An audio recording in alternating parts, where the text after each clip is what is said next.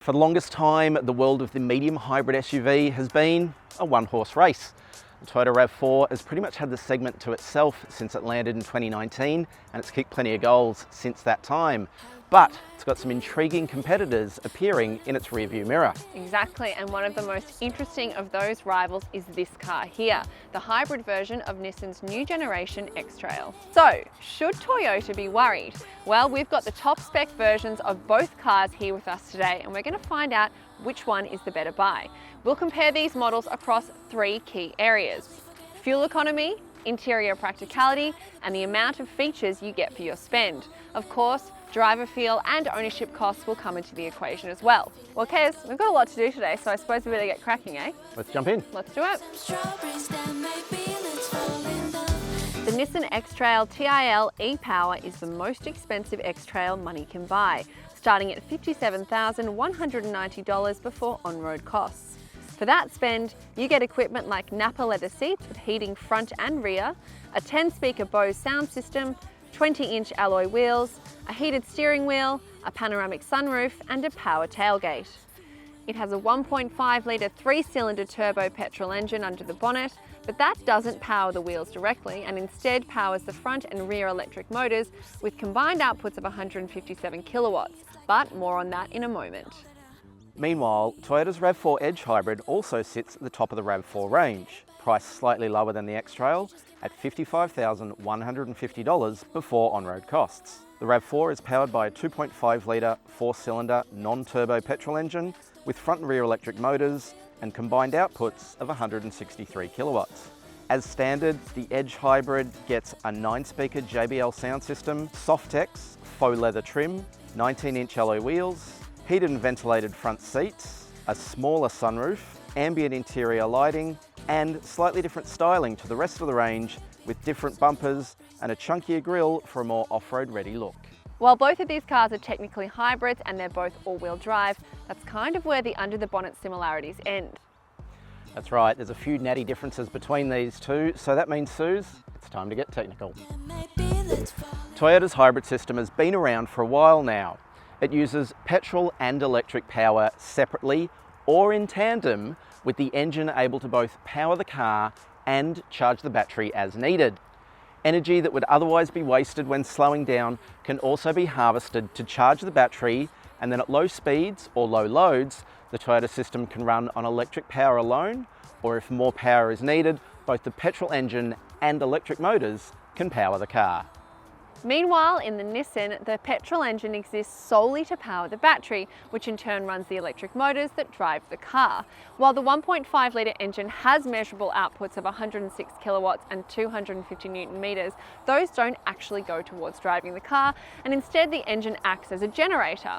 Of course, it can bypass the battery in times of peak demand to drive the electric motors directly, but it has no connection to the wheels or driveline. Nissan's thinking with this e-Power system is that it should minimise the peaks and troughs in demand that you get from a regular engine in day-to-day traffic and theoretically create peak efficiency. One thing that the two cars have in common is that neither car can be plugged in. They're not plug-in hybrids, so the only action you need to take to keep them running is to keep the petrol tank topped up. Alright, front seat of the RAV4. Kez, I'll start. I don't love the orange. Yeah, so the orange is a RAV4 Edge exclusive, and it's a bit of a weird thing, right? Like it's, I guess to make it look outdoorsy and active. Okay. But I remember growing up with like this colour Tupperware in the fridge at all times. Like there was always a jug and a big salad tub that were that shade of orange. But I mean, I guess it kind of works. There's plenty of cars that do the orange thing as outdoorsy rather than outright sporty. So personal taste, right? Exactly, and storage seems to be pretty good. These are massive cup holders, which I wonder if they'll take those trendy giant Frank Green water bottles everyone's obsessed with. Possibly not, but close. Storage is really good, and I think the RAV4 has learnt some tricks from the Kluger because you've got like a giant shelf in front of you in the dashboard. I've got a smaller one here on this side. There's a wireless charge pad there for your phone. It doesn't have like it's kind of got a slightly non-slippy texture, but I just don't know how that's going to go in, I guess, rougher driving. The one thing that I will say is a bit of a letdown though is inside the center console. It's kind of big enough, but it doesn't do anything. Like there's no divider, there's no cooling. That's sort of it. But the storage space. stuff works really well. You can put a bottle in the doors. Yep. There's still a little bit of room behind that. So I think the like where you put your stuff side of things is pretty well taken care of. Totally. And what about these seats? What are we thinking about these? So Faux leather. these seats, again, right, you get that kind of, oh look, I'm outdoorsy, orange highlights, but the faux leather stuff, I don't love how it feels. It definitely has a I'm not real leather feel to it. Do you think so? Because I feel like it's certainly not soft and sumptuous, but it's sort of doing a good job of playing the part for me. Sure. Like I don't think I would have immediately guessed this wasn't real leather. No, and is probably a good thing. will admit I had to triple check, but that's because I'm Yes. just never sure what has real leather and what doesn't. Me too. I think the plus side of it is that if it is meant to be active and outdoorsy, this might survive some of that a little bit better. Like you can just wipe it clean and not have to worry about scuffing it or peeling the leather. Yep. For the driver's seat, I get electric adjustment, but it's pretty basic. Like you get fore aft, you get height, and you get recline. Yep. But you don't get like, I don't know. Lumbar? Do you get lumbar? You do get lumbar. I have Okay. powered lumbar, but you don't get like bolstering or things like that. And the Right, thing that's okay. missing off this driver's seat is memory. So if you Okay. share your car with your partner, every time they get in, they can't just recall where they sat last time. Okay, and meanwhile, memory, all I'm getting over here is my own memory and my own hand movements because it's a manual adjustment seat. So, I mean, it's comfy. I'm also positioned a little bit higher than you. I feel like I'm a bit, is that just me or is that an illusion or am I just taller than you? We didn't, I've just put it up a little bit. We didn't pick this up at first, but when you got in, like you pointed out to me, it's higher and I feel closer to, I do feel like my headroom in this car is slightly limited. Like I wouldn't want to be any taller than me and I'm only 178 centimetres-ish I mean, as a passenger. I'm a bit shorter than you, but I don't think that's as big a problem from the driver's seat. You No. can actually put the driver's seat lower. Like there is that little bit of Yeah, extra totally. adjustment. You get the adjustment. And now let's talk fun extras. You've obviously mentioned the wireless phone charger here. You've got a USB port here, 12-volt outlet here, and a couple more USB ports in here. You've also got the world's lamest sunroof, I'll say it, with a manual cover. You do have the world's lamest sunroof. So it's like an esky lid sized sunroof. It's so small. It's not a big panoramic roof. So the weird thing about that is if you get the RAV4 hybrid, you get that size sunroof. If you get the RAV4 petrol, you have the option of a panoramic roof. Right, I feel like that would be a bit not the small more. roof, but for some reason that's excluded from the hybrid model. Don't know why, don't know what Toyota's reasoning is for that. But it is kind of... maybe? No sunburn for backseat occupants? No sunburn I for don't know. backseat occupants. I feel like it's a weight thing, but ultimately, Right. I mean, everything has a panoramic sunroof now, so this feels a little bit underdone. Totally. And then finally, infotainment. What is this? Is a 10.5 inch touchscreen, I want to say? There's a 10.5 inch touchscreen in the new RAV4s that are arriving into the country now. For some reason, like, this is how hard it is to get a RAV4. Toyota couldn't even get us that new model. We couldn't even get a RAV4. This is an 8-inch touchscreen and it's got a 7-inch Right. driver's display, which is kind of nestled in between analog gauges. If you get the newest RAV4, like the ones that are delivering now, that'll be a 10.5-inch touchscreen and you get a 12.3-inch digital cluster.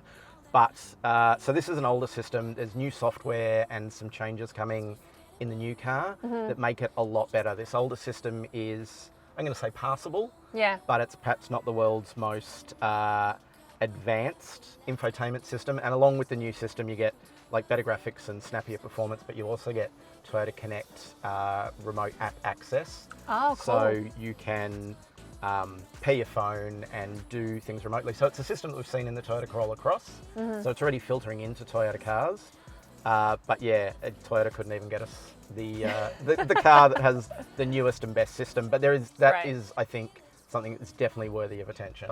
I like dual them. zone climate control, which is pretty cool. Plus the front seats are heated and ventilated. So, you know, summer and winter, you are fully prepared no matter what the conditions. Totally, and you only get heated seats in the X-Trail. So this is one point that the one step RAV4 up. has over. It's got ventilation as well, which is much more relevant in a hot Australian summer. Yeah, definitely. All right, let's check out the rest, shall we? Cool, let's do it. Well, Suze, thanks for having me inside your X-Trail. Anytime. Do you want to give me a guided tour?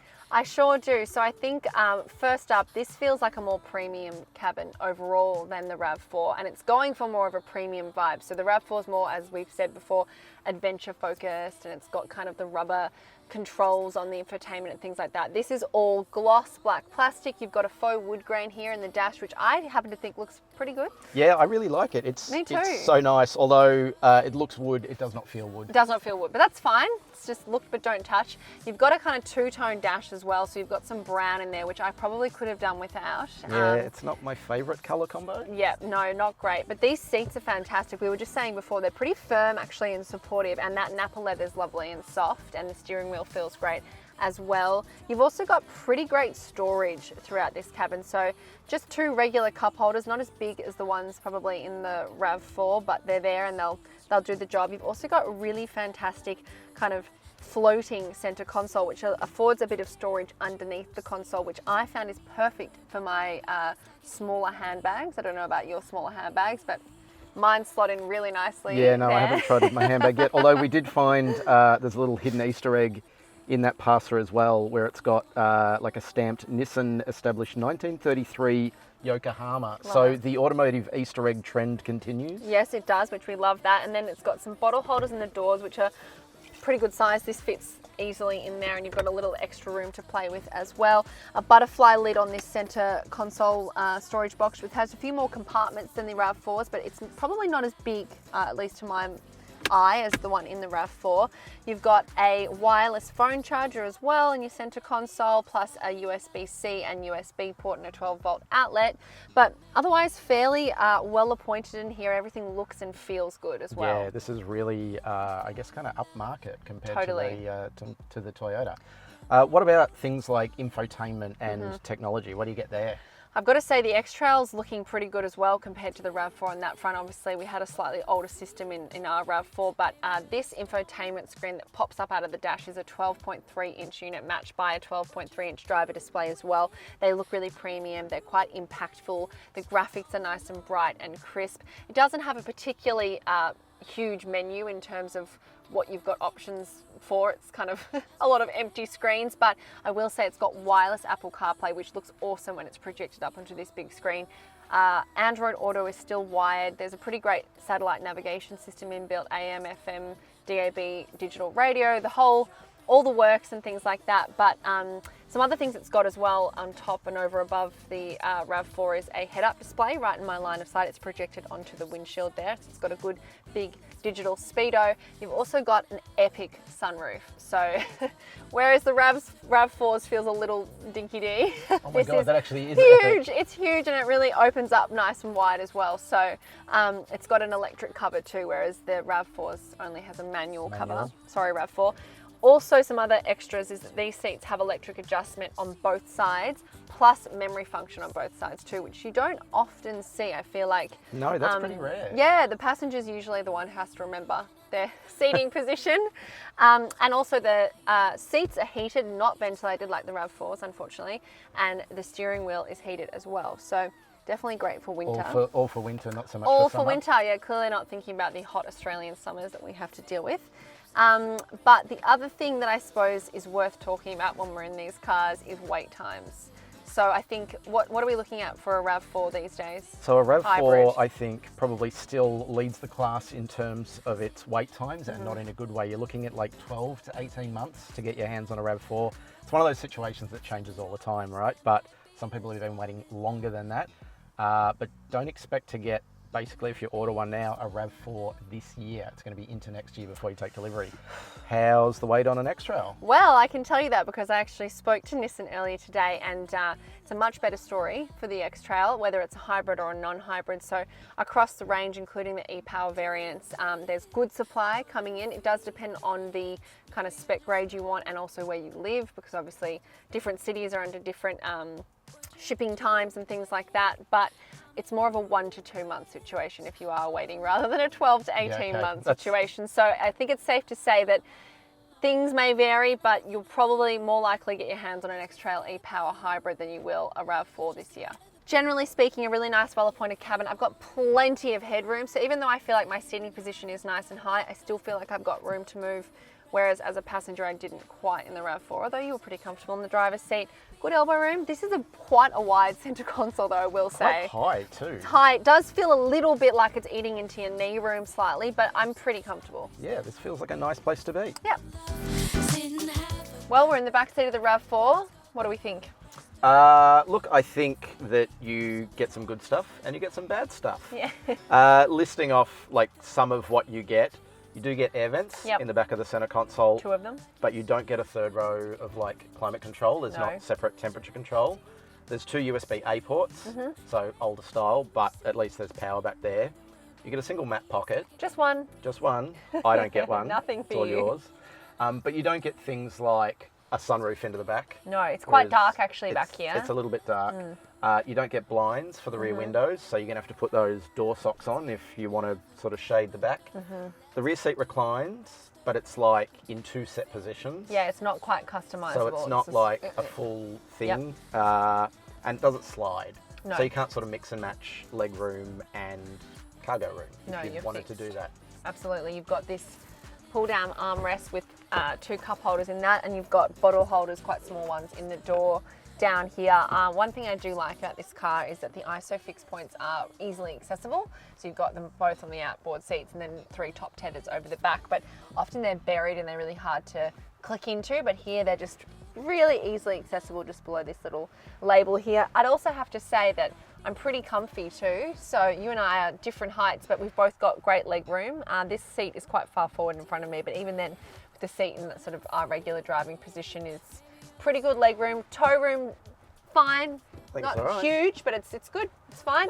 Headroom, heaps of it, especially there's a little indentation in the roof here, so you get added headroom even if you're taller. And elbow room, I feel like we're lounging. Pretty Obviously, good, with a child seat back here, you're a bit more compromised. You know, it's got a fairly narrow central seat, but fairly spacious, comfortable place to be, if not a little bit basic. Right, nothing to complain about, but also nothing to celebrate. kind of celebrate. Exactly. Totally. But it does the job, and that is, job. I think, invaluable to have room to move and room to grow if you're a growing family. So, tick. Tick.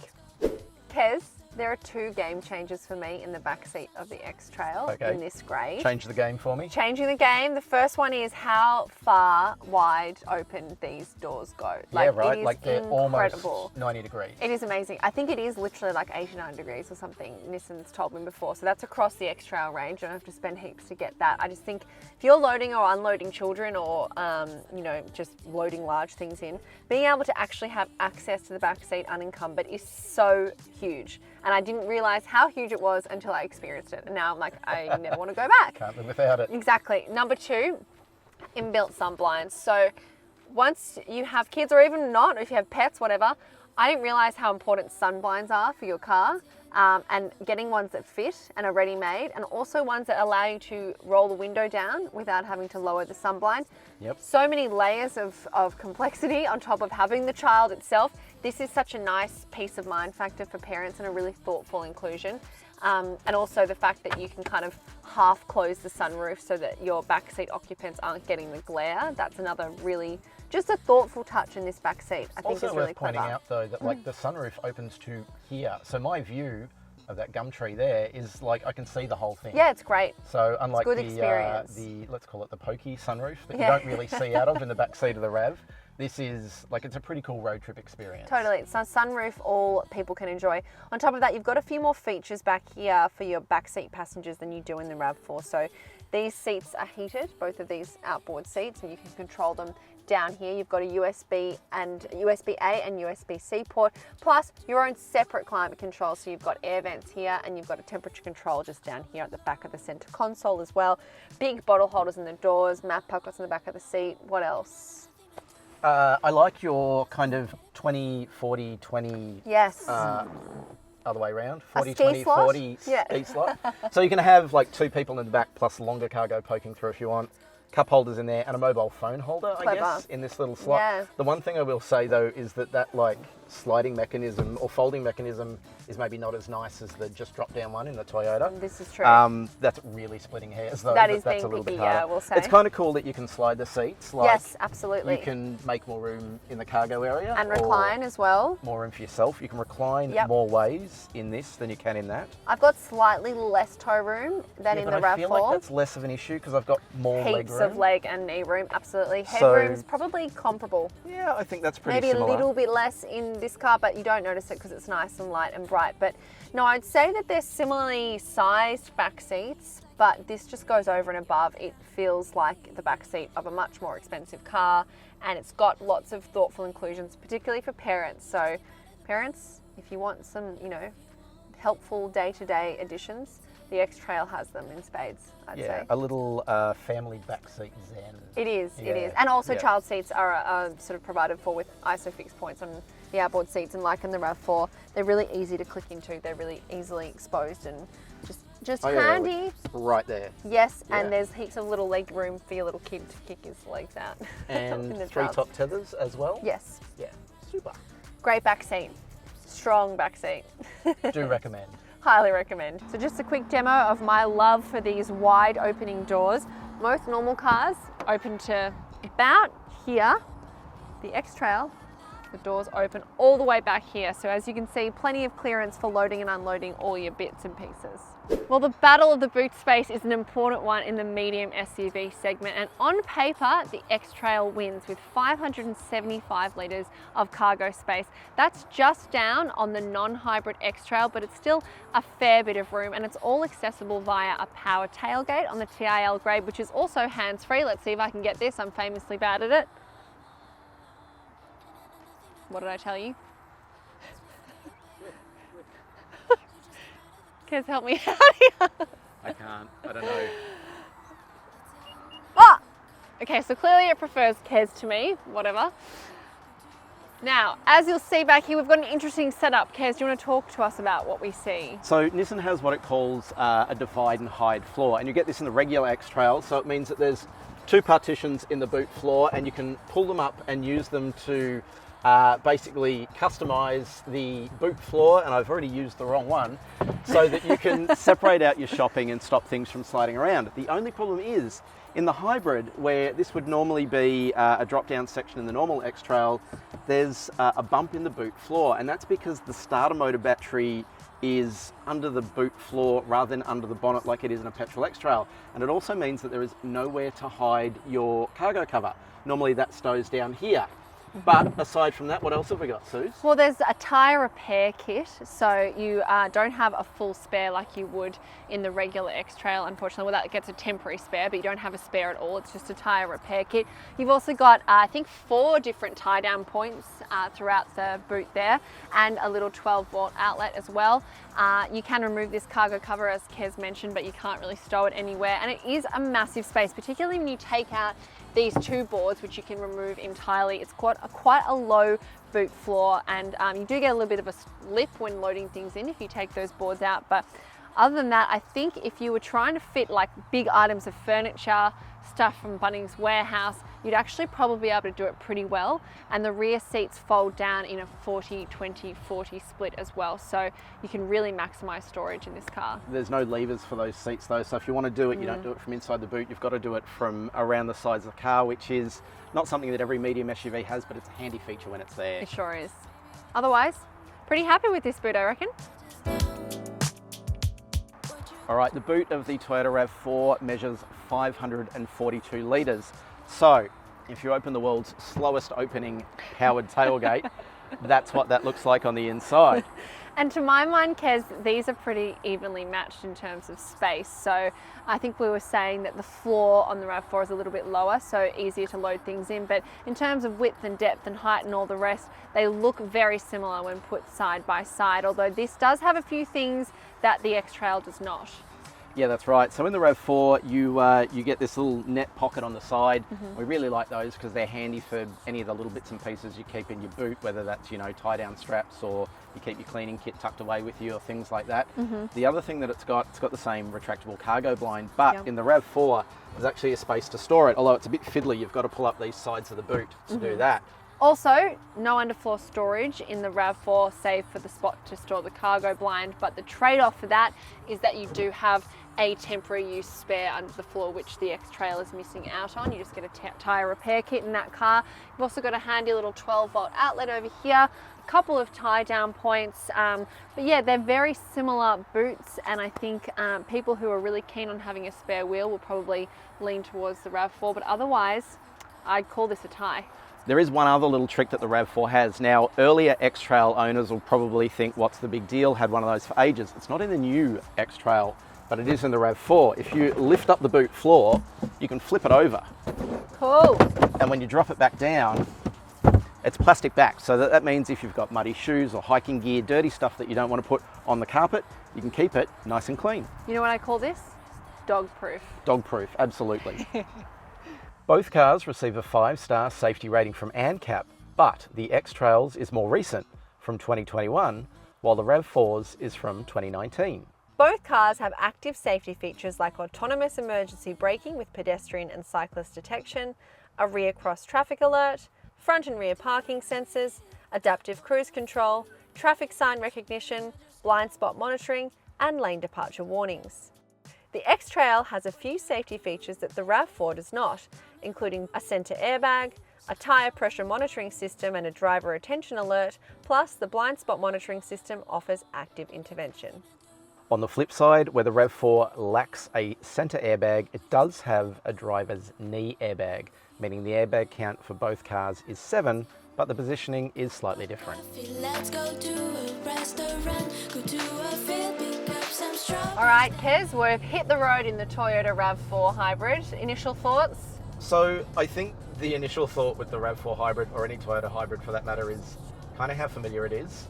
I think if you've ever caught a taxi or you've ever caught an Uber, you've driven in a Toyota Hybrid, and they are kind of overwhelmingly all the same. Yeah. But that's a positive thing, right? Because it means that at low speeds or when you set off, you basically have silence. You kind of tip off with the electric power doing the work, and the engine stays quiet until you hit like 30 or 40 k's an hour, and then it kind of starts up. I love that sort of serenity for running around the suburbs and stuff, but I don't love so much when that engine chimes in. It is a bit, you notice it at least. Yeah, right. At best you notice it, and at worst it's kind of a bit, it's a bit jarring because you've come from such utter silence and peace. So that's it's a the bit thing. kind of It's like, probably, it's not bad, it's No. just so different to the actual quietness of everything else you've had up to that point. Absolutely. What do you think of road noise and tyre noise and basically outside noise in this cabin? So I think all of that is kind of really well managed. Me too. It's so nice and quiet. And it's like probably one of those things that should be worse given how quiet this car can be at times. Yeah. But even, I mean, we're just doing sort of around town speeds at the moment, even on the freeway, if you're doing 100 k's an hour, it's still nice and quiet, which I think is a really, really a nice thing. And I think it's something that Toyota's obviously had to pay attention to, because some electric cars and some hybrids, when they're running in silent mode, aren't silent. Yep. You also get the classic You get Toyota. the classic Toyota voice telling you there's a red light camera coming up, which I'm not going to lie, I never run red lights, but it is nice. I like the reminder that they're there. I just think it's sort of cool that it even knows where it is. That's a cool feature. It's also nice to reveal where they're all hidden, because How do they know? I don't think I knew there was one at this I didn't know. intersection. Oh, you got some tickets coming out. No, I'm kidding. You would never. Now, the other thing I'm interested in getting your thoughts on is the driver assistance tech on that note. Like, obviously this has active cruise control and things like that. Have you found it intrusive, or the right amount of intrusive? So there's a couple of things with this. I think I like the way the adaptive cruise control system works. Yeah.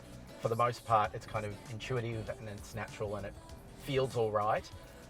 There's some other parts to the driver assistance tech. So it's got lane centering and lane keep assist.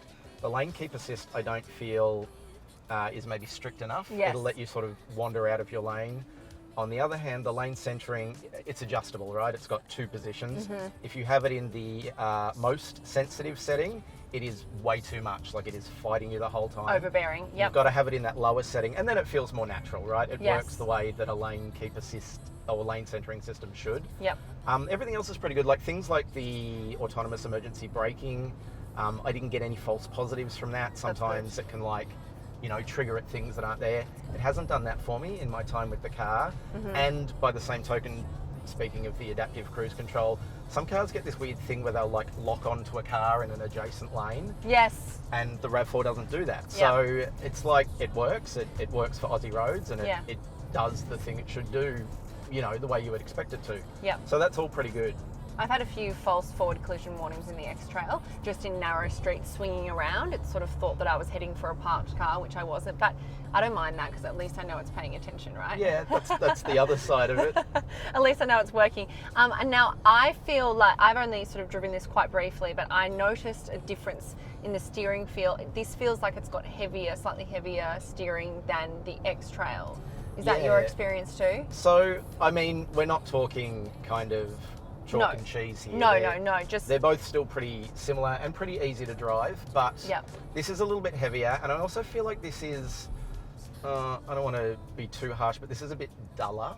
Yeah. Like, I feel like, I agree. even though it's a bit lighter, the steering in the Nissan is a little bit sharper. It is, totally. The response is lovely. It's quite immediate, whereas this feels a little bit more cumbersome or something. Just a bit, it's a bit, I don't know, slower, a bit dozier. That's kind of this whole car to me on the road.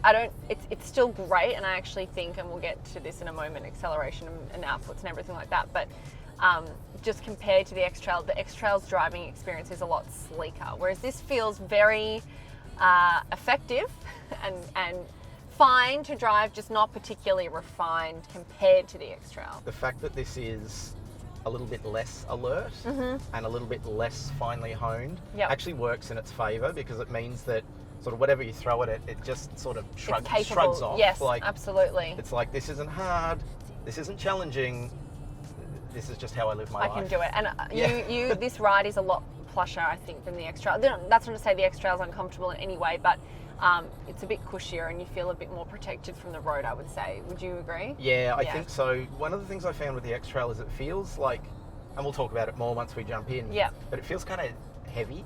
It does. And it feels like a big car. Yeah, there are bumps that this will sail over that it's a little bit more like... Clunk, clunk. Yeah, right, exactly that. You feel it thump through the cabin, and I mean, it's not uncomfortable. It's not jarring, but it's just you can hear it and sense it more than you can in this. There, and it's more noticeable. Absolutely. And do you like the drive? What about visibility? I feel like the mirror here these are quite big mirrors actually, for the fact that it's that's pretty good. Car. And the front pillars are really, I guess by modern standards, quite slim. Yeah, and it feels like it feels wide. They feel nicely spaced. I feel like my field of vision is great. So, like for things like approaching roundabouts and stuff, your visibility is quite good. Yeah. I don't love the over-shoulder vision. That like rear pillar is quite thick. She's thick. So if you do the over-shoulder lane change check, you can sort of miss stuff that's in there. But you got blind spot monitoring to sort of help with that. So it's not like it's impossible to use. A nice low window line. Yeah, really. Actually, that's true compared to the X-Trail.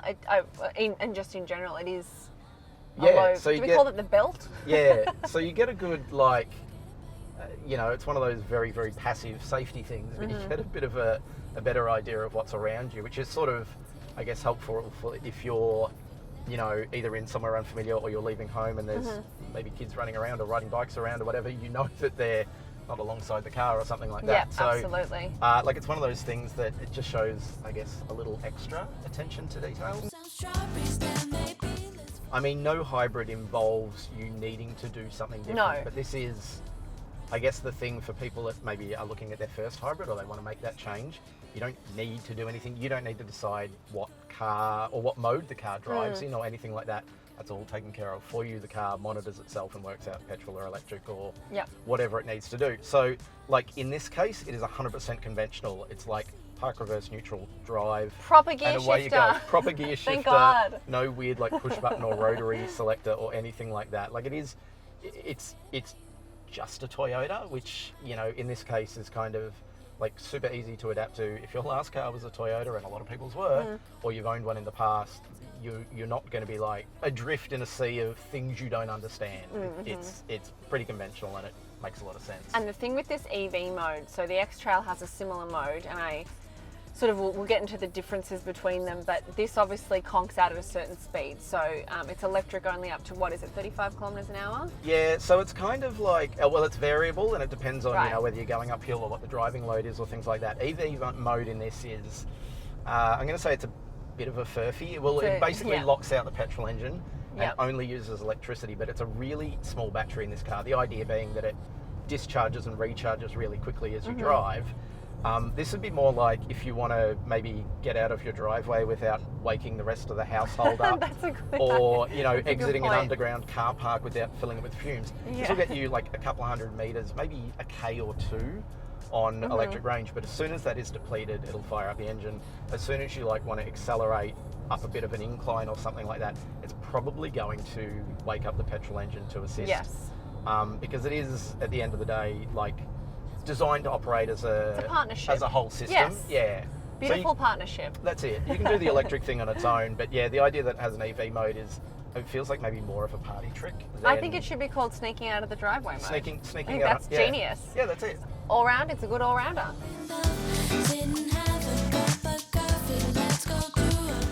Okay, Suze, we've hit the road in the Nissan X-Trail, and before we even talk about what it's like to drive, can we please just talk about what it's like to reverse?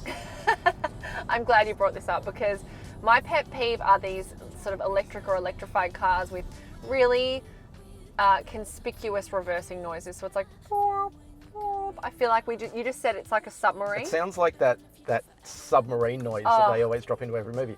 Look, an acoustic warning for pedestrians is almost Very essential, necessary, right? absolutely. Yeah. You really need one. But they don't have to sound comical or embarrassing. I think that's Yes. that's the big issue here. Everyone's staring at me. In fact, noise is the big kind of issue in this car, for better or for worse. It's sort of lack thereof is fantastic when there's no noise, and when the noise does kick in, they're quite unusual and a little bit disconcerting. So, I mean, that's all to do with how this car functions, I suppose. Which, should we get into that? Yeah, let's do that. A little bit. So the thing to know if you're getting into this car cold turkey, and something that kind of startled me, is that obviously the petrol engine exists solely to power the battery. So you'll often get a fully electric drive experience, especially from takeoff and from a standstill. It's very quiet, it's very smooth and very peaceful, and like you're driving an electric car. However, the engine will occasionally kick in and rev, but not in line with pedal input. So if the battery is depleted at a random point in your driving experience, the engine will kick in, and that might be even while you're coasting or while you're sort of driving at 30 kilometers an hour on a busy traffic-filled street. So it can be a little bit alarming because you're kind of going, well, I'm not even really hitting the pedal here, and all of a sudden the engine's quite noisy. Because I've got to say, it is a little bit loud when it kicks in. Would you agree? Well, we're doing like just electric driving now, Yes. and this thing is So quiet. serene. Yes. Like it's Credit lovely. where credit is due. It's So incredible. I guess the stark contrast to that is, and it's like you say, right, the way that this system operates is not matching the engine load to your driving load. It's matching the engine load to what the battery or what it thinks the battery needs. Yes. So that means that you can be trundling at like 20 k's an hour and it can fire up softly. Yeah. But it can also be pretty abrupt and hold the revs higher. Yes. And then that rev pitch doesn't change as you accelerate or speed up and slow down. Which is a thing, you would get used to it with ownership of this car, obviously, but it is an unusual thing. And the other sort of, I suppose, feature to discuss is the fact that this car has an e-pedal mode, or a one-pedal drive mode, kind of like you would get in an electric car. Well, exactly like you would get in an electric car, except for one key difference, which is that this one pedal drive mode, when you take your foot off the accelerator, doesn't slow the car to a stop like it does in some full electric cars. So it just kind of indefinitely coasts, and you do have to depress the brake pedal in order to bring the car to a stop. The weird thing about that is that Nissan's already kind of half pressed the brake pedal for you.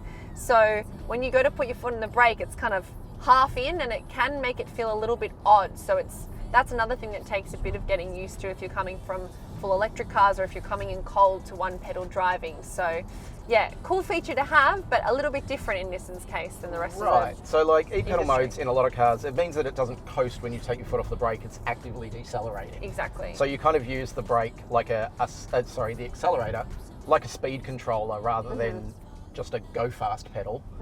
But I don't think I've driven an EV before where it preemptively lowers the brake pedal. It's quite weird. Like, it is a bit weird. So you go to find the brake at the top of its travel and it's already a lot further down. I guess the idea for that being that you don't then have like dead travel in the pedal. It doesn't do anything. It's already at the position that you brake further on from. Yeah. I don't know. It's a bit of a... It's wacky. It's but wacky. It works. It's one of those things you get used to, but if this isn't your only car, like if you if you jump between you and your partner's car, this, I don't know. Well, It'll weird you out a little bit. It's like, look, the thing that Nissan says a lot about this car is that it's like an EV driving experience. So in the RAV4, I tend to find that you get like pretty swift acceleration off the line, but then in the mid-range and when the petrol engine starts to kick in, it's like the accelerator goes really numb. Yes. And it doesn't have a consistency the whole way through. Is that the case here? No, that's the opposite. I feel like this is an incredibly consistent car. It actually feels like, I think this has slightly lower outputs on paper than the RAV4, is that right? Yeah, so they're like super close. They're really close. We can only talk about combined output, so it's 163 kilowatts in the RAV4. And 157 in this. So like, you're not going to notice that difference by seat of the pants. This feels more powerful to me, to my mind. And they do break down individual front and rear motors and things like that. Neither car offers a combined torque figure, and I feel like torque is the thing that probably matters the most, rather than actual power. But neither Nissan nor Toyota measure torque in total, so we'll talk power outputs, but like, I feel like this is the swifter car. Absolutely. It feels, and it feels all around like quite an expensive car in terms of its refinement and its handling. It feels almost like I expect a premium SUV to feel, and so on top of that you get the electric drive experience, but there's no awkward transition like there is in the RAV4, and power output is really consistent, so it's great off the line, but it's also at freeway speeds got plenty of power for overtaking and things like that. I was never left wanting, and I think as well the way it handles the steering feel, we've discussed previously, is a little bit lighter than in the RAV4, but the response is more direct, so it's nice at speed. It feels a little bit sportier than in the RAV on freeways and on bending, winding roads with higher speed limits, but it's also really nice and easy to live with around town. So I kind of didn't notice it until I got in the RAV4, because I do think it rides quite nicely to my mind in isolation, but I will say, having compared it now to the RAV4 in a similar loop, you can really feel it clunking into potholes and over speed bumps and things. It's not so much that it's jarring or hard or uncomfortable, it's just that you can really feel it sinking in and it's like sharper edge stuff, right? Yeah. Where it's just more noticeable. Yeah, otherwise it coasts really nicely over really regular roads. You're not going to notice any difference, but certainly over speed bumps and on the potholed roads of inner Melbourne, I did notice, oh, okay, this is a little bit heavier and it feels a bit clunkier than the RAV4, which is nice and cushy and a bit more wafty, I would say.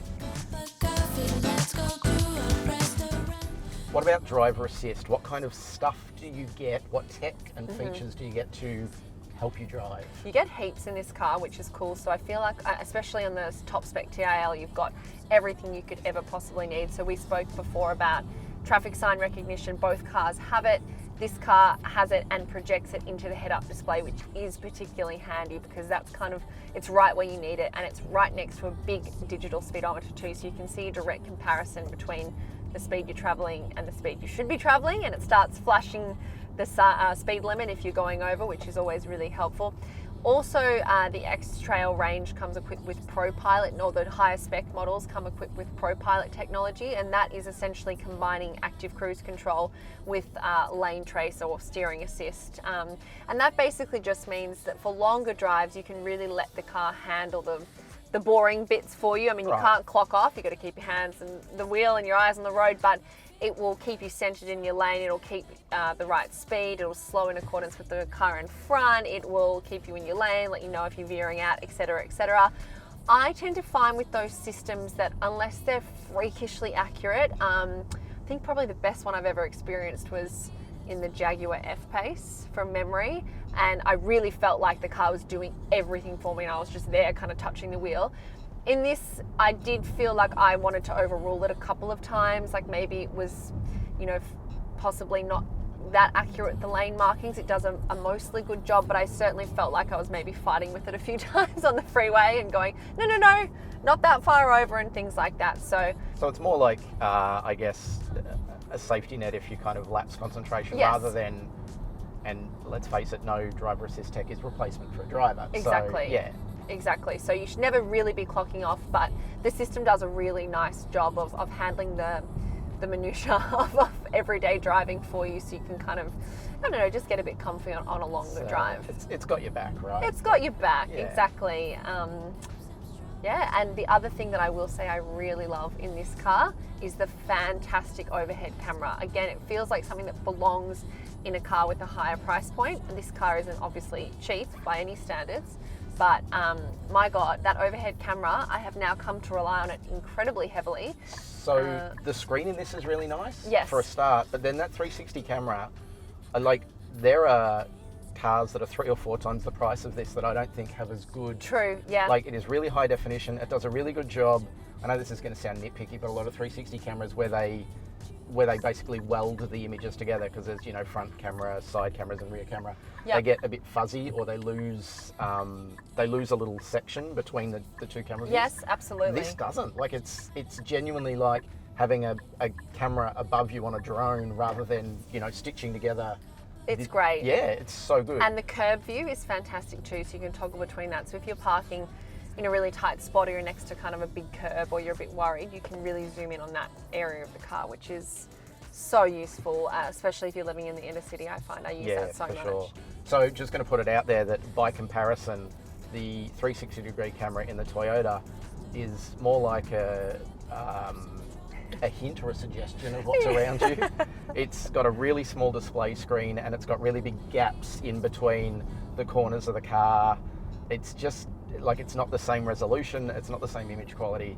It's kind of like, it's just there to tick a box, rather than Totally. being there as a really useful. And again, it's one of those things, right? If you're parking, you should pay attention to everything around you. Don't rely Yes. solely on your camera, whatever you do. But the more help you get, the better, right? Yeah, and this is just incredible. Game changer for me. The other thing I will say is visibility in this car is great. This is quite a funny, small rear vision mirror, I feel. It's not tiny, but it's just quite square and boxy, and given there's such big side mirrors, it sort of feels a bit, I don't know, a bit silly. It doesn't Well, I really feel fully like- account for the size of the rear No, but windshield. the call out with this, and the RAV4 is the same. They both have the same rear view mirror, where it is a rear view mirror in the classic sense, but it's also a camera feed there's a camera mounted externally at the back of the car. Which I never use these, by the No, way. I find them, like, this is going to sound, again, a little bit weird. They're so hard to use. Yeah. They don't, like, parallax as you move your head. You can't change your field of view, but they also feel like they're, like, oddly zoomed in. Yes, I don't So trust them. The view they give is No, not. the view they give you isn't directly behind the car, it's further behind the car. Look, the idea being that if you've got the back seats full or stuff in the boot, you can see through it. But then you kind of end up with, like, neither camera mode, either real reflection or the camera itself is as good as just a mirror. Yeah. I will say all-round visibility in this car is also pretty great. The A-pillars are slightly bigger than in the RAV4, or slightly thicker, but I do feel like the rear windshield is bigger, so it kind of counteracts both. It's pretty evenly matched in that sense. The difference here for me is that the level of refinement in all things, steering, maybe bar ride comfort, but steering and handling and acceleration off the line and things like that is excellent. So it just feels like a really lovely car to drive, and it has an element of driver enjoyment, I think, that maybe the RAV4 is lacking a little bit. Yeah, If you're a maybe bit of a lover of long road trips, this kind of just elevates that experience. Cap price servicing for the X-Trail is available for 6 years at an average of $508.50 per year. Nissan places service intervals at 12 months or 10,000 kilometres, which is slightly shorter than the industry average of 15,000 kilometres between services. Nissan offers a 5-year unlimited kilometre warranty to private buyers, but places a 200,000 kilometre cap for commercial use for taxis, hire cars, rideshare and delivery vehicles. Nissan claims a combined cycle fuel economy of 6.1 litres per 100 kilometres, but my driving this week has skewed mostly urban. The lowest figure I've seen has been 5.3 litres per 100 kilometres during a clear freeway run with little traffic, but for the most part it's sat between 7 and 8 litres per 100 kilometres around town. Of course, this could improve over a longer term of testing, but I'm still not convinced it will be as effortlessly efficient as the RAV4. It also requires premium petrol with a minimum octane rating of 95.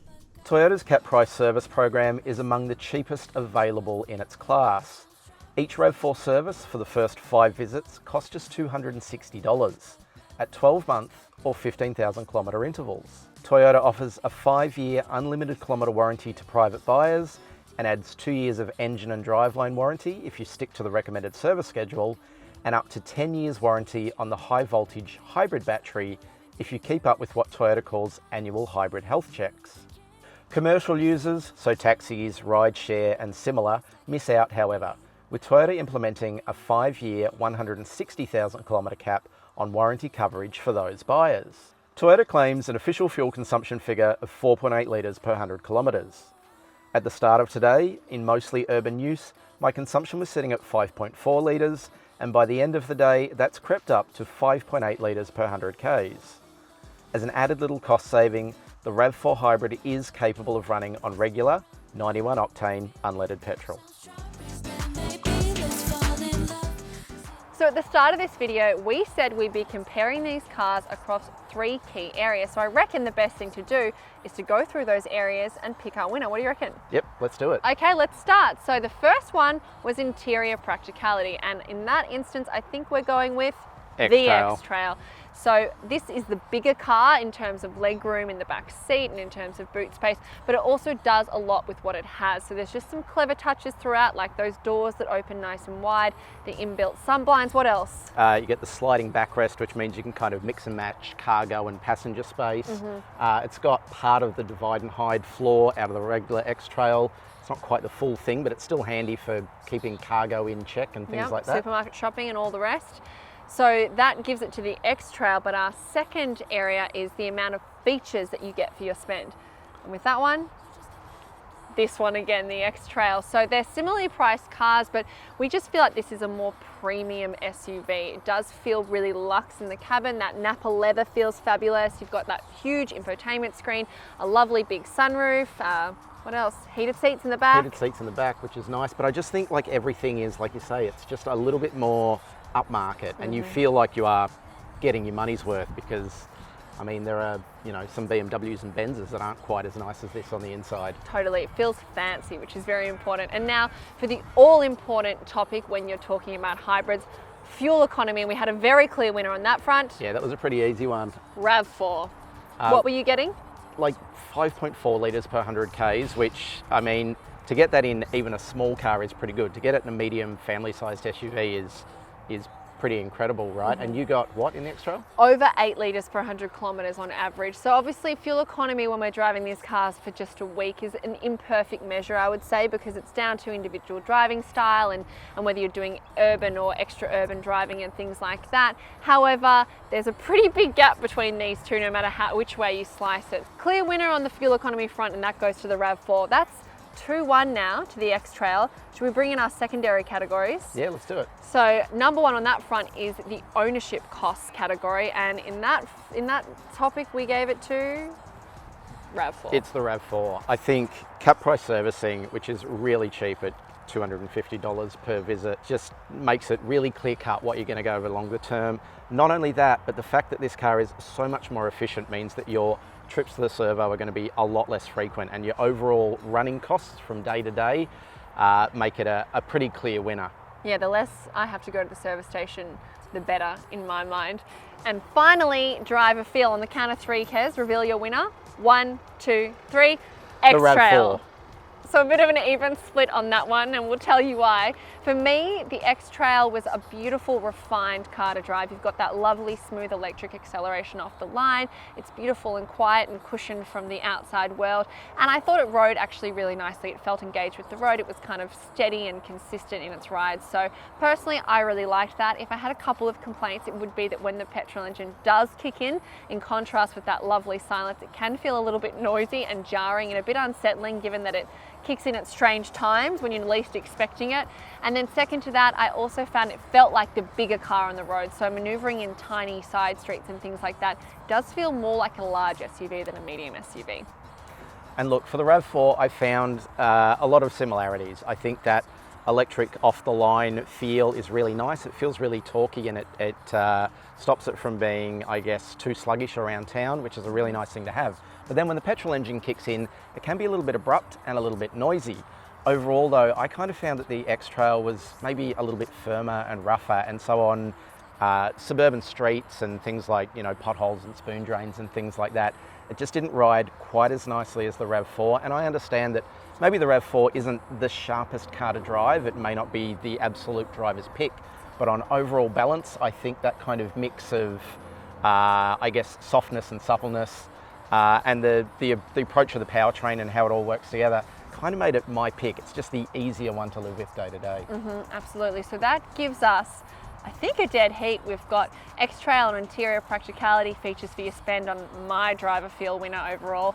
And then we've got in ownership costs and fuel economy and Kez's driver feel winner, the RAV4. So I think what we've decided, if I may be so bold, is that the RAV4 is the better hybrid, but the X-Trail is the better car. And of course, it really comes down to your individual needs. Keep in mind, you will be waiting a while for the RAV4, so that might be something. If you're in a bit of a hurry, look at the X-Trail. But I think we agree that possibly might be worth saving a little bit of your money and looking at the non-hybrid X-Trail as well, given that fuel economy figure wasn't particularly enticing, at least on our test. What do you reckon?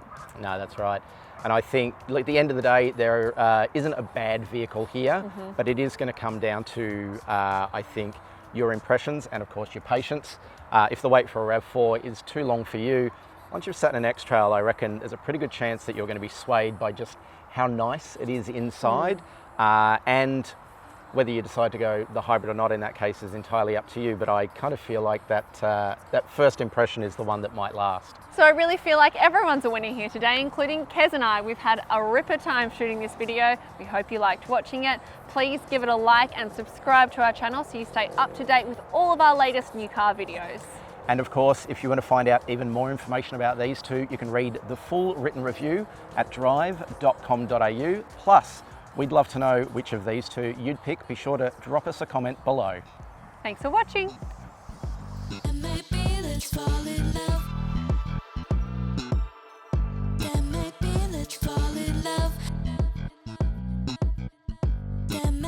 Let's fall.